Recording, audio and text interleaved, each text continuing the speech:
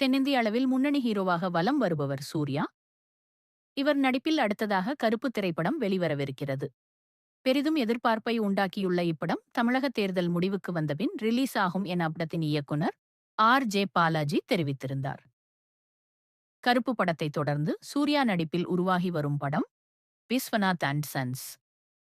இப்படத்தை இயக்குனர் வெங்கி அட்லூரி, இயக்கம் அமிதா பைஜு கதாநாயகியாக நடித்து வருகிறார்.